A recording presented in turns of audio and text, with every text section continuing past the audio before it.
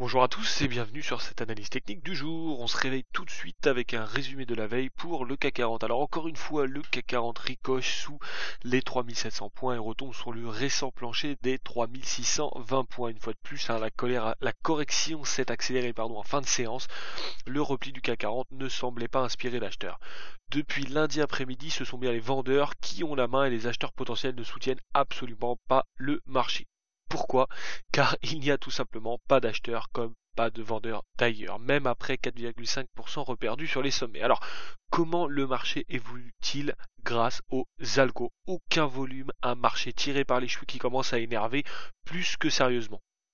Alors, gare à la cassure des 3600 car la prochaine étape serait le retracement des 3560 points, puis le comblement du gap des 3518 du 28 novembre 2012. Alors en cas de rebond, et on l'espère, sur les 3600, trois résistances à surveiller, la première à 3660, la deuxième à 3710 et la dernière à 3725. Et si le CAC 40 plafonne demain sous encore ces 3670, ce serait vraiment mauvais signe pour notre indice de Paris qui pourrait annuler de nombreuses séances à la hausse.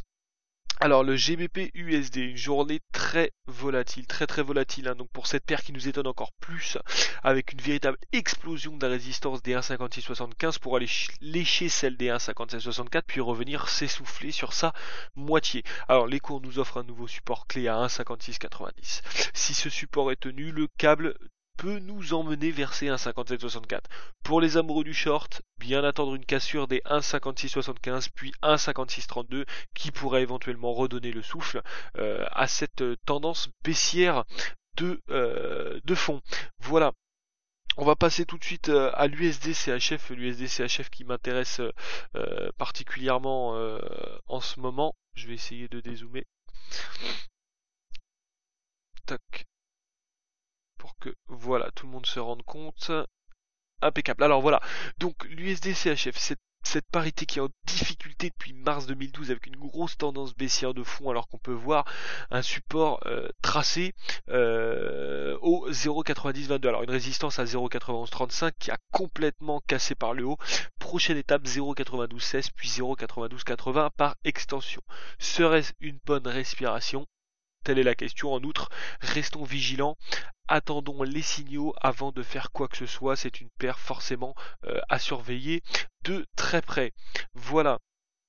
On va clôturer tout de suite ce morning avec une paire que nous affectionnons beaucoup en ce moment, qui est très intéressante, quoique bien interprétée. Alors, bon, vous l'avez deviné, forcément c'est le dollar néo-zélandais face au dollar américain qui continue à descendre après avoir touché cette résistance clé au 0,8463. Alors nous sommes en configuration de canal ascendant en daily, mais toujours bloqué par cette résistance.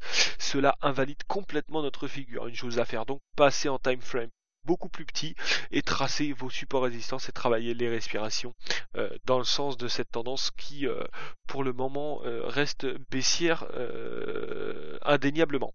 Voilà, c'est fini pour cette vidéo. Je vous souhaite à tous une très bonne journée et de bons trades. C'était Pierre-Antoine pour Signal Forex et je vous retrouve dès demain matin pour une nouvelle vidéo. Ciao ciao.